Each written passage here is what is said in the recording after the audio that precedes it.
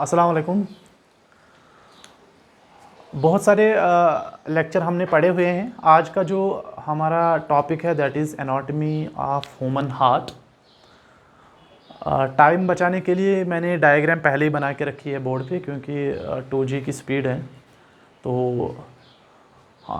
Morphology जो हमने पहले ही पढ़ रखी है अपने कॉलेज में, ह्यूमन हार्ट का जो स्ट्रक्चर था उसकी जो मॉर्फोलॉजी एक्सटर्नल स्ट्रक्चर वगैरह वो सारा हमने पढ़ा हुआ है। आज हम बात करेंगे ह्यूमन एनाटॉमी की। लेकिन कुछ भी पढ़ने से पहले मैं आप लोगों को बेसिक बात बताऊं, क्योंकि वो आगे हमारे टॉपिक में है।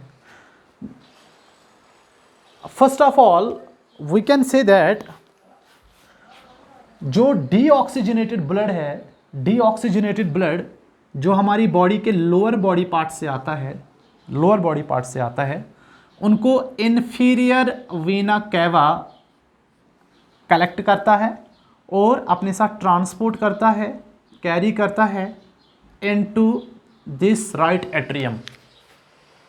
As you perfectly know that there are 4 chambers of heart, upper 2 and lower 2. Upper 2, that is right atrium and left atrium. This is right ventricle and this is left ventricle.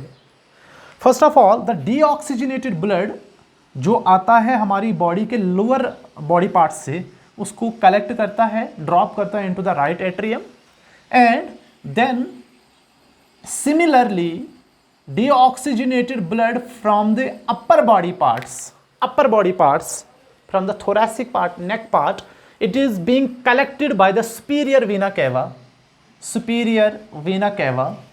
और उसको drop करता है into this right atrium.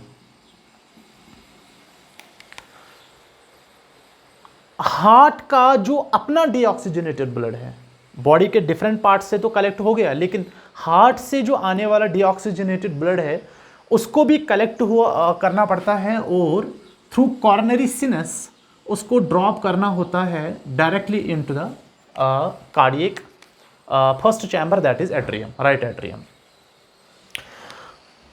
Coronary sinus क्या है वो हम बाद में देखेंगे। फिलहाल मैं आप लोगों को जनरल बात बताऊंगा क्या होता है यहां पे।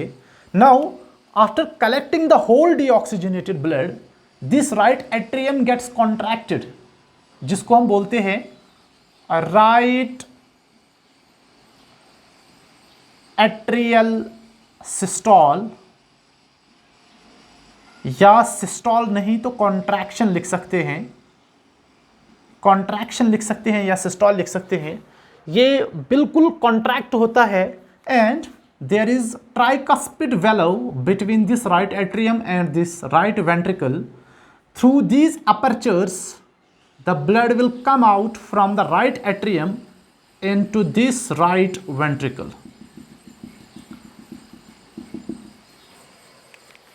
Now from the right ventricle इसको कॉन्ट्रैक्ट करना होता है, इसको बिल्कुल स्क्वीज करना पड़ता है, सो दैट ये जो ब्लड आ गया है डीऑक्सीजनेटेड ब्लड, ये यहाँ से निकल जाए थ्रू दिस वेलो, ओपनिंग ऑफ दिस वेलो towards the pulmonary trunk, and pulmonary trunk में आगे पल्मोनरी जो आर्टरी है ये ब्रेक होती है 2 हिस्सों में, एक लेफ्ट लंग की तरफ चली जाती है, एक राइट लंग की तरफ चली जाती है। हियर यहाँ मैंने लिख के रखा हुआ है लेफ्ट लंग, तो यहाँ से ये ऑक्सीजनेशन के लिए चला जाता है। As you perfectly know that inside the lung यहाँ पे ऑक्सीजन और कार्बन डाइऑक्साइड का गैसेस एक्सचेंज होता है एल्वियोलाई में, और जो ब्लड होता है डीऑक्सीजनेटेड ब्लड वो ऑक्सीजनेशन में कन्वर्ट होता है, that is carbon dioxide body से बाहर चला जाता है, और ऑक्सीजनेटेड ब्लड पल्मोनरी वीन्स के जरिए से लंग से आता है, पल्मोनरी वीन्स के जरिए से into the left atrium. From the left atrium, जिसके अंदर अब बिल्कुल प्योर ब्लड है, जिसको हम ऑक्सीजनेटेड ब्लड कहते हैं, इसको भी इसी तरह से सिस्टोल में लाना होता है, कॉन्ट्रैक्ट करना होता है, and through this aperture, bicuspid वेलो का जो अपर्चर है, the blood comes out and is collected in the left ventricle. फिर लेफ्ट वेंट्रिकल को कॉन्ट्रैक्ट करना होता है, और यहां से ये स्क्वीज होता है into this that is called aorta, where from the pure blood or oxygenated blood is supplied to all body parts.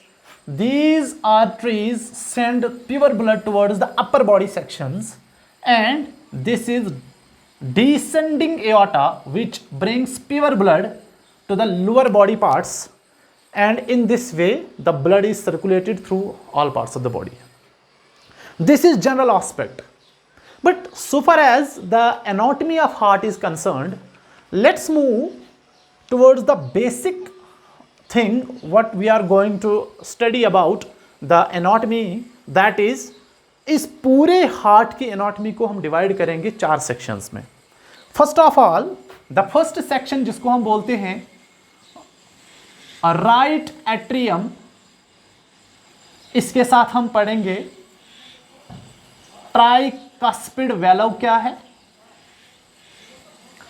और इसके साथ हम पढ़ेंगे बेसिक स्ट्रक्चर क्या है इसका.